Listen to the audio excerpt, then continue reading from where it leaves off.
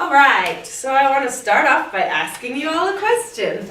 So how many of you have ever wanted to be in a band before, or an orchestra, or all of you? Perfect, sweet. So today we are going to get an opportunity to do just that. We are going to make an orchestra right here in this classroom with just our bodies and our voice. Okay? But this is going to be a special orchestra. It's going to be an emotional orchestra. Okay? So I want all of you to pick an emotion, and I'll go, well, we'll split into groups, and if there were more of you, then there would be more groups. But since we just have the three of you, we will have the three groups. Okay? So I want each of you to think of an emotion, and we'll say it out loud so nobody has the same one. So what emotion do you want? You can choose an emotion, any emotion you'd like. I guess I'll choose happy. Happy, okay. I'll choose fear. Okay.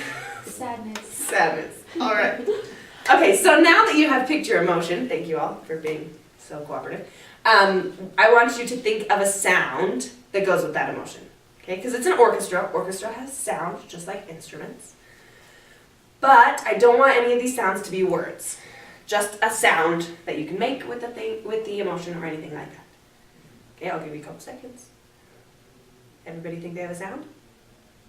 Okay, do we want to go around and share? What is your sadness sound? It's gonna be Crying, the sadness. Very good, very good. ah. Screaming for fear, okay. And my little brother does this. He goes. All right, and kitty with joy. Yeah. All right, so what we're going to do is I'm going to be the maestro. I'm the conductor. And just like in a regular orchestra, the conductor will point to a section that is going to play. And if they want the section to play louder, then they'll raise their hands up louder. So if I raise my hands up, that means your section needs to do their noise louder. Or if I put it down lower, that means you go quieter. Okay, but you have to pay attention. Because if I switch to another section, you need to stop your sound, and the other section needs to start. So you have to make sure you're on your toes, paying attention.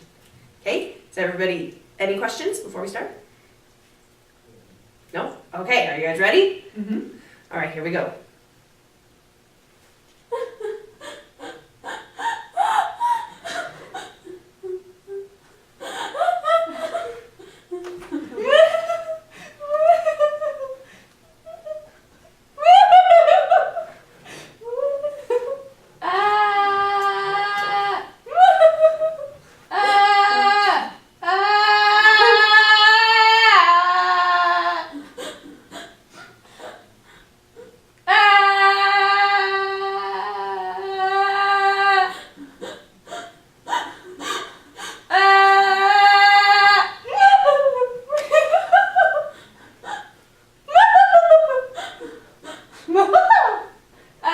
Okay, wonderful.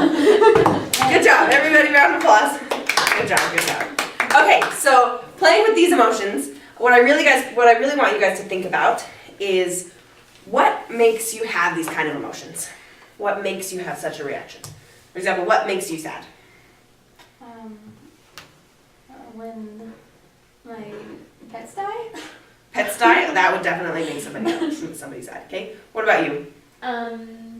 What makes me sad or what Yes, makes me... what makes you sad? Okay. When I feel like I'm alone. You feel like you're alone, that definitely makes you sad. Now I have a question for you. Mm-hmm. Why are their answers different? Because they're different individuals. They are very different. Would your answer have been different? Yeah. What would your answer have been? Mine would be finding there are more no cookies in the cookie jar. That definitely makes me sad. Okay, so thinking about it like this, with different people, different individuals, we had one emotion, 3 different answers of what made them sad. So different perspective, how does different perspective have an influence on reactions?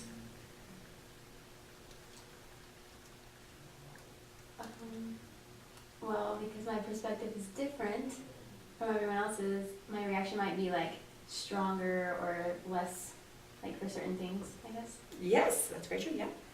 I think some people maybe they like different things, like maybe some people want it, like they like to be alone, and so like they wouldn't be sad, but I would. That's very true. I'm a person that likes to be alone sometimes. And so that is a very good point. Yes? Sometimes if somebody loses something, somebody gains something. That just like saying one man's trash is another man's treasure. Or cookie. Or cookie, yeah. I don't know if a diabetic would like a cookie as much as a normal person. Okay, so I want to turn the thought and still keep this idea, but we're going to move it to the play that we've been reading. Okay, so up until now, we've been reading at home. Every so often we had a couple of scenes. Up until right now, we should have finished Twelfth Night. Does everyone remember that assignment? Okay. So right now what we're going to do is we're going to split up into groups, and we're going to think about this, how the perspective of all these different characters, or the perspective of the audience members from the characters, has influenced the reactions that are given in the text, or the reactions of the audience members. And it'll make more sense in just a second. So we're going to split into groups of 2 or 3. So here we have one group right here, okay? So this group, what you're going to do is we have this wonderful graphic organizer. Woohoo! Yep. And we're going to go through, it'll be fun, I promise. And we're going to go through the play, and it'll be the best if you remember certain parts while you're reading that gave you a really big reaction. Whether that reaction was, it was really humorous, or it was really suspenseful, or something like that, okay? And I want you to write, right here we have act, and the scene, the character, the line, and this could also or be an explanation of the scene if it's a whole scene. It doesn't have to be exact lines from the script. And then the audience reaction, so the reaction that you have. And I want you to really explore all the different sort of reactions that you could have. Because one part that maybe made you think it was really humorous, it could have really offended somebody else or something like that. So I really want you to talk amongst your group, small groups, and really delve into it and get excited. Now, you don't have to finish the whole entire thing today, but you need to have at least the first 3 done. The rest of them will be homework, but they'll be by yourself.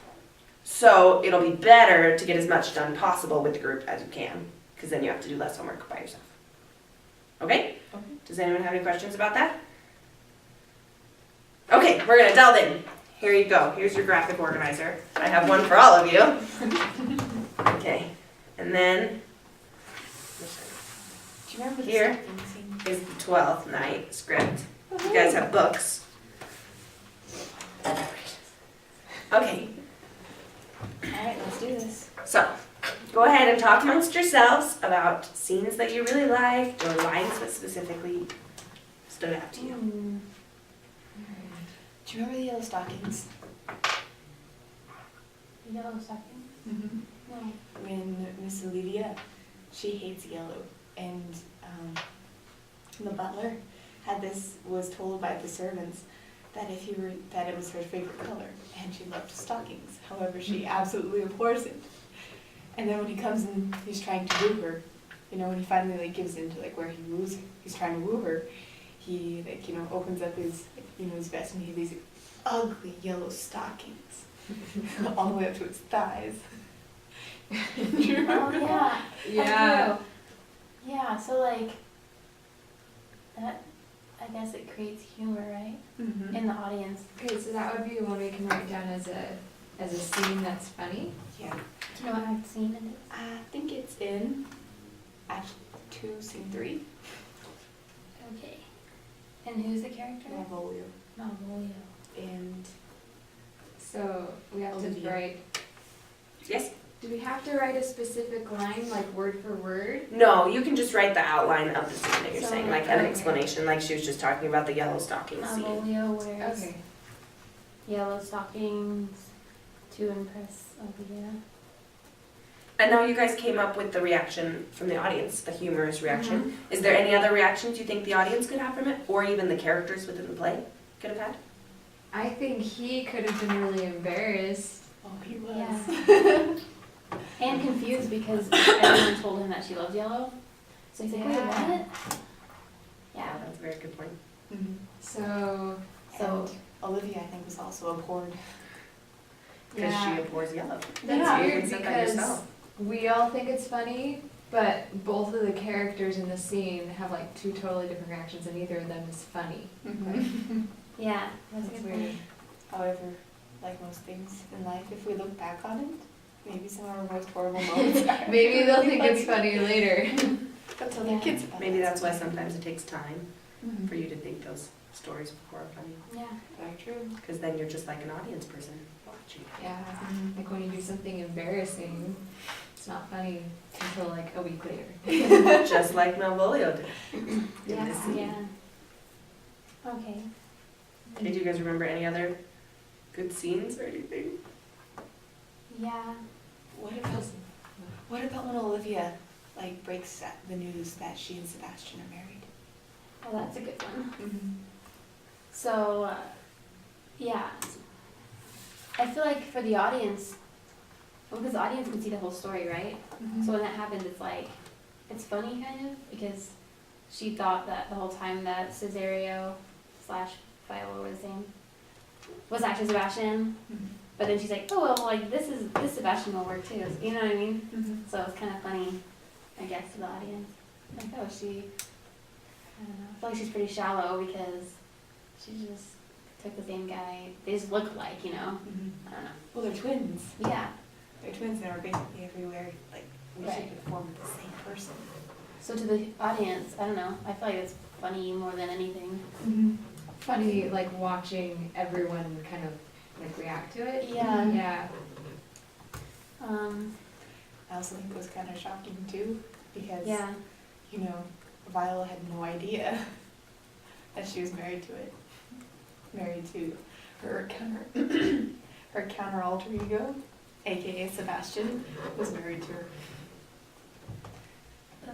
So were you saying it was shocking for Olivia or for Viola? And for the count.